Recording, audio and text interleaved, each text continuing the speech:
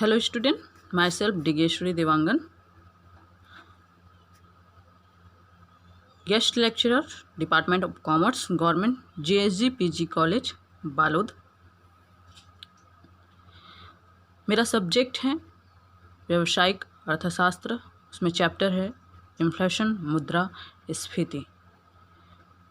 Paper first, कक्षा है MCom second semester और मेरा लेक्चर है सेकंड। तो आइए अब हम डिस्कशन करते हैं। चूँकि पहले लेक्चर में मैंने मुद्रास्फीति का अर्थ, उसकी परिभाषाएं, उसके प्रकार को समझाया है। अब हम मुद्रास्फीति के प्रभाव कि किस किस पर मुद्रास्फीति के प्रभाव पड़ते हैं, किस किस पर मुद्रास्फीति का प्रभाव पड़ता है।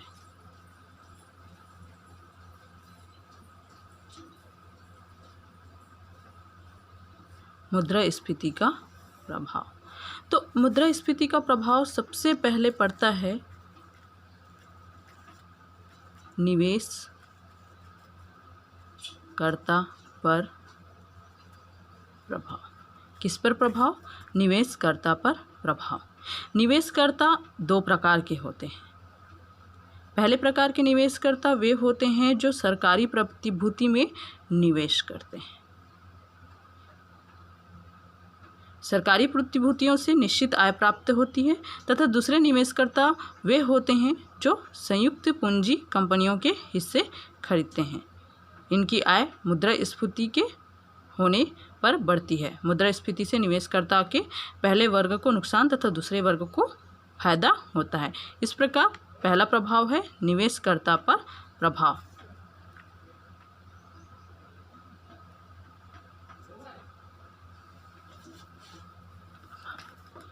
दूसरा है निश्चित आय के वर्ग पर प्रभाव। अब दूसरा देखते हैं निश्चित आय के वर्ग पर प्रभाव। तो निश्चित आय के वर्ग में वे सब लोग आते हैं जिनकी आय निश्चित होती है, जैसे श्रमिक, अध्यापक, बैंक कर्मचारी आदि। मुद्रास्फीति के कारण वस्तुओं तथा सेवाओं की कीमतें बढ़ती हैं, जिसका प्रभाव निश्चित आय वर्ग पर पड़ता है। इस प्रकार मुद्रास्फीति के कारण निश्चित आय के वर्ग लोगों को नुकसान उठाना पड़ता है। तीसरा,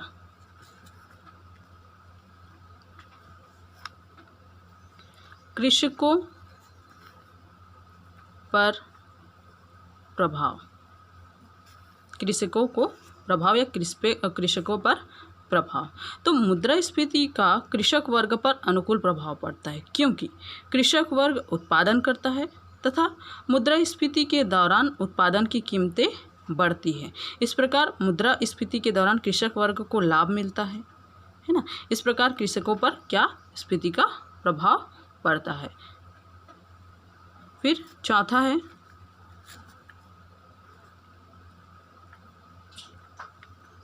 ऋणी और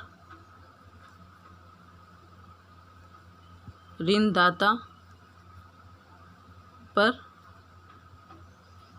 प्रभाव। तो ऋणी और ऋणदाता पर प्रभाव। मुद्रास्फीति का ऋणदाता पर प्रतिकूल तथा ऋणी पर अनुकूल प्रभाव पड़ता है, क्योंकि जब ऋणदाता अपने रुपयों को किसी को उधार देता है तो मुद्रास्फीति होने के कारण उनके रुपयों का मूल्य क्या हो जाता है? कम हो जाता है। इस प्रकार ऋणदाता को मुद्रास्फीति से हानि होती है और ऋणी को मुद्रास्फीति से क्या होता है? लाभ होता है। पांचवा,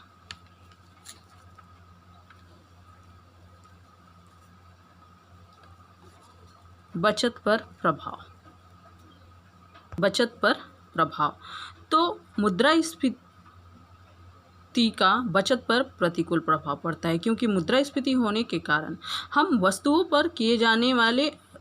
हमारे द्वारा जो वस्तुओं पर किए जाने वाले व्यय है उस पर क्या होता है? वृद्धि होता है। इससे बचत की संभावना कम हो जाएगी।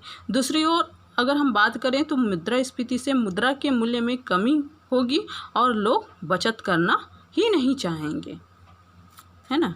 तो इस प्रकार जो है बचत पर उसका प्रभाव पड़ेगा। छठवां, भुगतान संतुलन।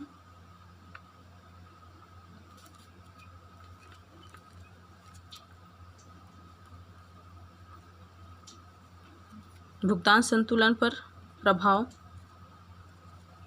तो देखिए हम देखते हैं भुगतान संतुलन पर किस प्रकार प्रभाव पड़ता है। मुद्रास्फीति का बचत पर समय मुद्रास्फीति के समय वस्तुओं तथा सेवाओं के मूल्य में वृद्धि होती है।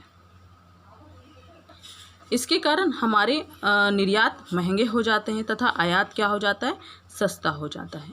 निर्यातों में कमी होती है तथा आयातों में वृद्धि होती है, जिसके कारण भुगतान संतुलन क्या होता है, प्रतिकूल होता है, क्योंकि हमें आयातों में वृद्धि होने के कारण पैसा अधिक देना पड़ता है और निर्यात हमारे पास क्या है, कम है। तो इस प्रकार भुगतान संतुलन पर भी जो है मुद्रास्फीति का प्रभाव पड़ता है। सातवां, सार्वजनिक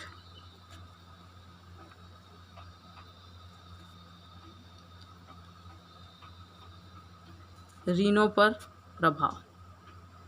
सार्वजनिक ऋणों पर प्रभाव। तो मुद्रास्फीति के कारण सार्वजनिक ऋणों में भी वृद्धि हो जाती है, क्योंकि जब कीमत में वृद्धि होती है तो सरकार को सार्वजनिक योजनाओं पर अपने व्यय को बढ़ाना पड़ता है। इस व्यय की पूर्ति के लिए सरकार जनता से ऋण लेती है, अतः मुद्रास्फीति के कारण सार्वजनिक ऋणों में भी क्या हो जाती है, वृद्धि हो जाती है। आठवां है करों पर प्रभाव।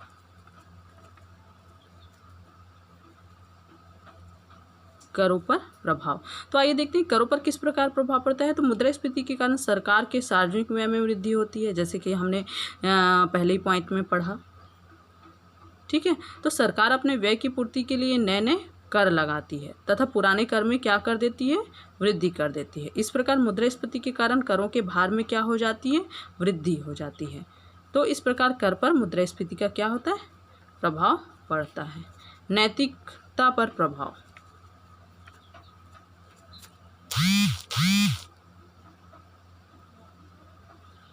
नैतिकता पर प्रभाव। हमारा लेक्चर है नैतिकता पर प्रभाव। तो मुद्रास्फीति के कारण व्यापारी वर्ग लालच में अंधा हो जाता है और जमाखोरी, मुनाफाखोरी तथा मिलावट आदि का प्रयोग उत्पादन को बेचने में करते हैं। सरकारी अगर कर्मचारी हैं तो भ्रष्टाचार में लिप्त हो जाते हैं तथा व्यक्तियों में नैतिक मूल्यों का पतन हो जाता है। तो इस प्रकार नैतिकता पर भी जो है मुद्रास्फीति का क्या होता है, प्रभाव होता है। अब हमारा 10वां पॉइंट है उत्पादकों पर।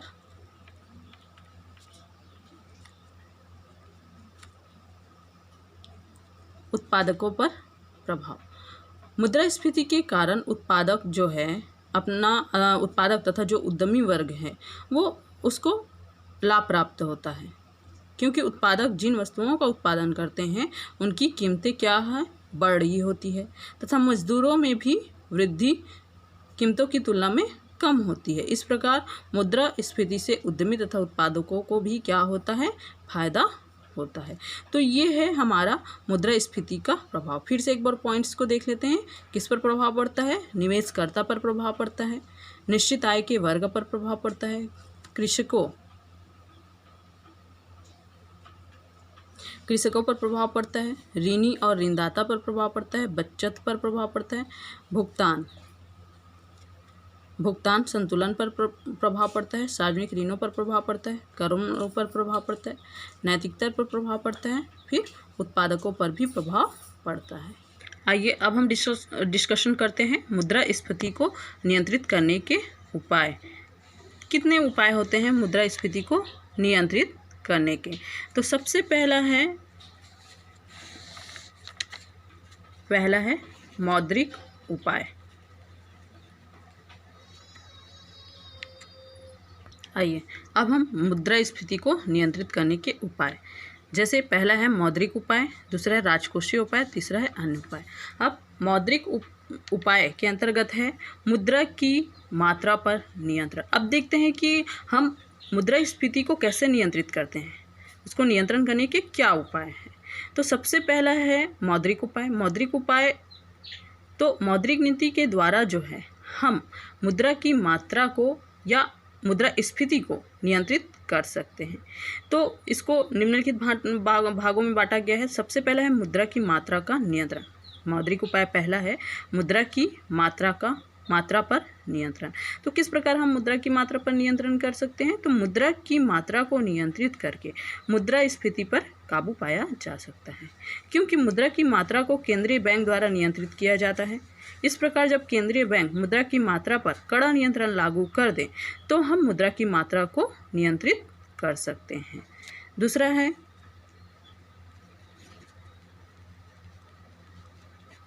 साख नियंत्रण। तो बढ़ती हुई कीमत पर साख नियंत्रण जो है मौद्रिक नीति का ही एक प्रकार है। तो बढ़ती हुई कीमतों पर काबू पाने के लिए केंद्रीय बैंक जो है साख को नियंत्रित कर सकती है। साख को नियंत्रित करने के लिए केंद्रीय बैंक परिमाणात्मक तथा गुणात्मक दो प्रकार के उपायों का प्रयोग करती है। इन उपायों के अंतर्गत वो जो है बैंक दर में, रेपो दर में, रिवर्स रेपो दर में वृद्धि, न्यूनतम नगद कोष में वृद्धि, प्रतिभूतियों को खुले बाजार में बेचना, साख की राशनिंग करना तथा सीमांत आवश्यकता में वृद्धि कर सकता है। तो इस प्रकार जो है आरबीआई साख नियंत्रण अपना के जो है मुद्रास्फीति को कम कर सकती है। तीसरा है विमुद्रीकरण। अब जो है हम मौद्रिक नीति के द्वारा विमुद्रीकरण अपना के भी हम मुद्रास्फीति को कम कर सकते हैं।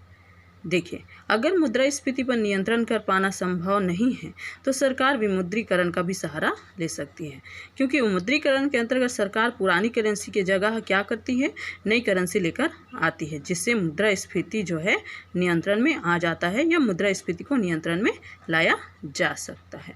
तो ये तो है मौद्रिक उपाय, है ना, कि मौद्रिक उपाय करके हम किस प्रकार जो है मुद्रास्फीति को नियंत्रित कर सकते हैं। तो सबसे पहले मुद्रा की मात्रा पर नियंत्रण करके, फिर साख नियंत्रण करके, फिर विमुद्रीकरण करके, हम मौद्रिक उपाय करके हम इन तीनों प्रकार से मुद्रास्फीति को क्या कर सकते हैं, नियंत्रण में कर सकते हैं। अब दूसरा है हमारा राजकोषीय उपाय। तो राजकोषीय उपाय करके जो है हम मुद्रास्फीति को नियंत्रित कर सकते हैं। तो किस प्रकार? तो सबसे पहले है सार्वजनिक व्ययों में कमी।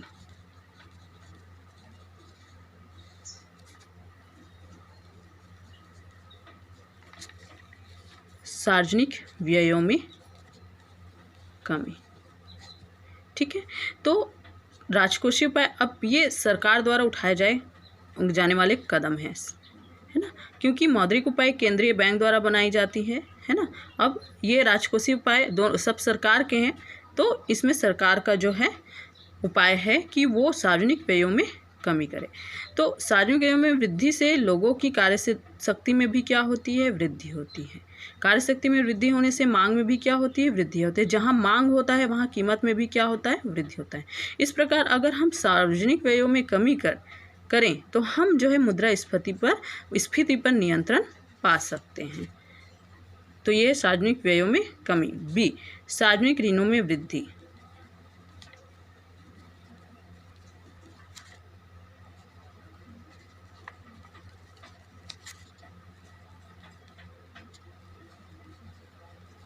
सार्वजनिक ऋणों में वृद्धि, कीमतों में वृद्धि मांग में वृद्धि होने के कारण होती है, ठीक है, जिससे सार्वजनिक ऋणों में भी क्या हो जाती है, वृद्धि हो जाती है। अगर हम मांग को कम करने के लिए सरकार जो है निजी व्यक्तियों से ऋण ले सकती है।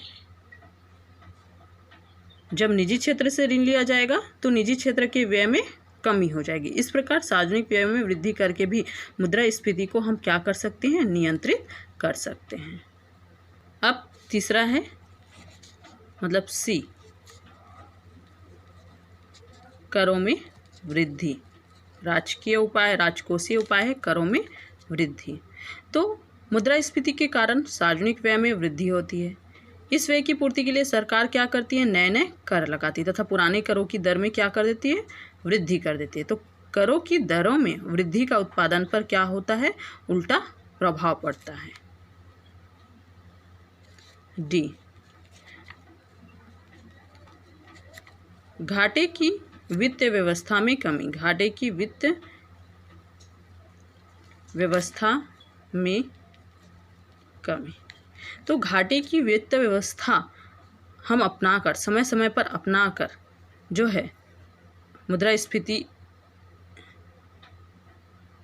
को कम कर सकते हैं। अर्थात कहने का तात्पर्य ये है कि घाटे की वित्त व्यवस्था उस समय अपनाई जाती है जब सरकार की आय उसके द्वारा किए गए व्यय से क्या होती है, कम रह जाती है। घाटे की वित्त व्यवस्था में सरकार नई मुद्रा को जारी करता है और अर्थव्यवस्था में मुद्रा की पूर्ति को बढ़ाती है। अतः मुद्रास्फीति को नियंत्रण करने के लिए घाटे की वित्त व्यवस्था को हमें क्या करना चाहिए, कम करना चाहिए। तो ये तो हो गया राजकोषीय उपाय। अब अन्य उपाय देखते हैं। तो सबसे पहले अन्य उपाय है उत्पादन में वृद्धि।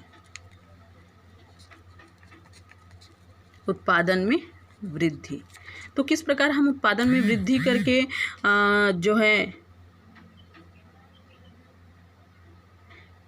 हम मुद्रास्फीति को कम कर सकते हैं। तो उत्पादन में वृद्धि करके भी हम मुद्रास्फीति को नियंत्रित कर सकते हैं, क्योंकि मुद्रास्फीति उस समय पैदा होती है जब कुल मांग कुल पूर्ति से क्या हो जाता है, ज़्यादा हो जाता है। अर्थात मांग बढ़ जाता है और पूर्ति कम हो जाता है तो मुद्रास्फीति उत्पन्न होती है, क्योंकि डिमांड बढ़ता है तो वस्तुओं का मूल्य भी बढ़ जाता है।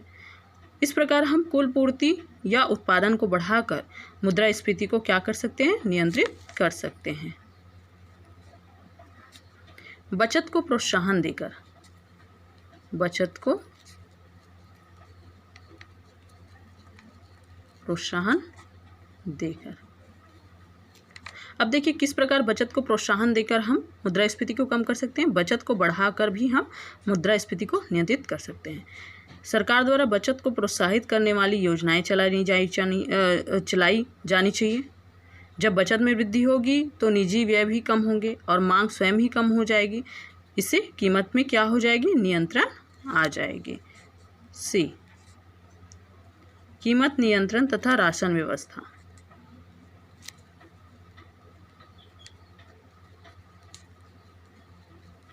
कीमत नियंत्रण तथा राशन व्यवस्था।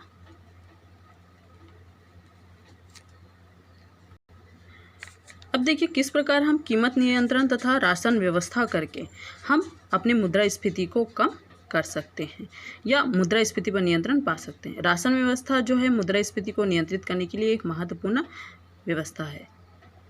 रासायनिक व्यवस्था में